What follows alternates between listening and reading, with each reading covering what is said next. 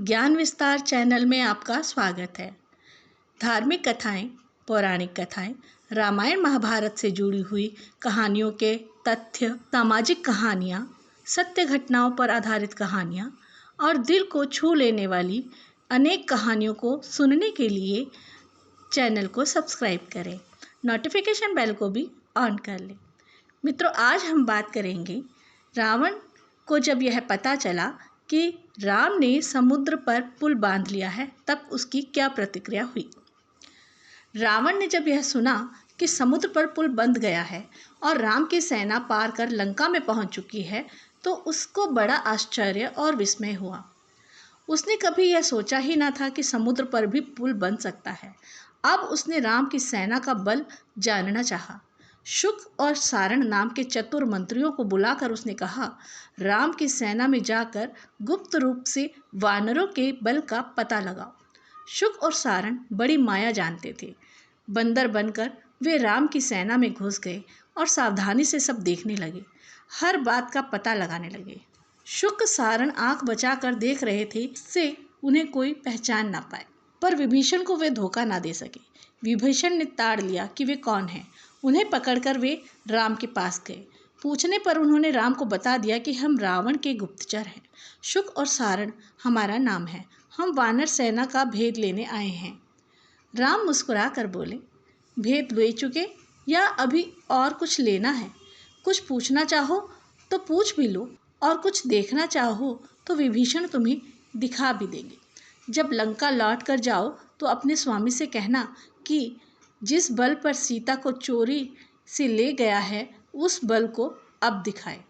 कल से मेरे बाण लंका पर बरसने लगेंगे। विभीषण ने कहा, इन्हें छोड़ दो और जाने दो। इन विचारों का क्या दोष। राम की जय जयकार करते हुए शुक सारण लंका लौट गए। लंका पहुंचकर शुक और सारण सीधे रावण के पास गए और उन्होंने राम के बल और उसके कोमल स्वभाव की बढ़ाई की। उनकी बातें सुनी अनसुनी करके रावण उन्हें सबसे ऊंची अटारी पर ले गया और बोला, राम की सेना के प्रमुख वीर मुझे दिखाओ। सारण ने कहा, देखिए, इस और मुंह किए बार बार गरज रहा है और जिसकी गरज से लंका कांप रही है, वह सुग्रीव का सेनापति नील है। और जो तिरछी आंखें किए बार बार जम्हाई ले रहा है, वह पहाड़ जैसे शरीर वाला बाली का पुत्र अंगद है। लग रहा है मानो वह युद्ध के लिए ललकार रहा है। अंगद के पीछे नल है जिसने समुद्र पर पुल बना दिया है। यह देखिए रींछों का झुंड, उसके आगे बूढ़े जामवंत खड़े हैं। और उस बंदर को आप पहचानते ही होंगे जो मस्त हाथी की चाल से चल रहा है। लंका जलाने वाला वह केसरी पुत्र हनुमान है। उसके समीप ही महाधनुर्धर राम है, जिनकी पत्नी को आप ले आए हैं। उनकी बाईं ओर मंत्रियों सहित विभीषण बैठे हैं। राम ने उनको लंका का राजा बना दिया है। राम और विभीषण के बीच में वानर राज सुग्रीव बैठे हैं। सेना के वानरों की गिनती नहीं की जा सकती। इस सेना को जीतना बड़ा कठिन है। यूँ तो अकेले राम ही लंका के लिए काफ़ी है। मेरी राय यह है कि सीता को लौटाकर राम से मित्रता कर लें। शुक ने भी ऐसी ही बातें कही। यह सुनते ही रावण लाल लाल आंखें करके बोला, दुष्टों, तुम्हें इतना भी नहीं मालूम कि अपने राजा के सामने शत्रु की बढ़ाई नहीं करनी चाहिए? मेरे सामने से हट जाओ। इतना कहकर रावण अंतःपुर में चला गया। वहाँ भी उसको यही राय मिली कि राम से सुलह करना ही ठीक होगा, परंतु रावण ने जो मन में ठान लिया था उससे डिगा नहीं। उसने सेना को तैयार होने के आदेश दिए। इधर राम ने भी अपनी सेना को 4 भागों में बांट दिया और यह बता दिया कि कौन सा दल लंका के किस द्वार पर आक्रमण करेगा।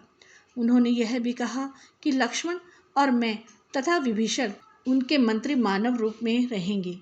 शेष सब वानर के बाने में ही युद्ध करेंगे। सुबेल पर्वत पर चढ़कर राम उस रात लंका का निरीक्षण करते रहे। सवेरा होते ही उन्होंने लंका को चारों ओर से घेरने का आदेश दिया। बंदरों के सिंहनाद से दिशाएं गूंज गई। राजनीति पर विचार करके राम ने अंगद को बुलाकर कहा कि युद्ध शुरू करने से पहले सुलह का अंतिम प्रयास कर लिया जाए। तुम मेरे दूत बनकर लंका जाओ। अगर सीता को लौटाने को रावण तैयार ना हो तो उससे कह देना कि हथियार उठाने से पहले वह अपना श्राद्ध भी कर ले, क्योंकि फिर उसके कुल में कोई न बचेगा। अंगद उड़कर लंका पहुंचे और निडर होकर रावण की सभा में चले गए। रावण से उन्होंने कहा, मैं बाली का पुत्र अंगद हूँ। आप और मेरे पिता में मित्रता थी, इसी नाते मैं आपके पास आया हूँ। मैं आपको अंतिम चेतावनी देना चाहता हूँ, जानकी जी को लौटा दें, नहीं तो लंका में कोई जीवित ना बचेगा। रावण बोला, अंगद, तुमको लज्जा आनी चाहिए। तुम्हारे पिता के शत्रु की तुम दासता कर रहे हो।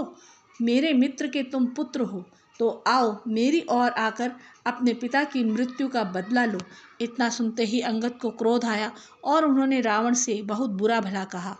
रावण ने आज्ञा दी, राक्षस वीरों, इस दुष्ट वानर को पकड़कर मार डालो। 4-5 राक्षस अंगद की ओर झपटे। अंगद ने उनको पकड़कर मसल दिया। इसके बाद वे रावण के महल पर कूदकर चढ़ गए। महल के कंगूरों पर ढहकर वे आकाश मार्ग से ही राम के पास पहुंच गए। अंगद के पहुंचते ही राम दल ने लंका के चारों द्वारों पर चढ़ाई कर दी। इस प्रकार राम और रावण का युद्ध प्रारंभ हुआ, जिसमें अंत में विजय श्री राम की हुई और उन्होंने सीता माता को रावण के चंगुल से छुड़ा लिया। आपको ये जानकारी कैसी लगी, कमेंट बॉक्स में अवश्य बताएं।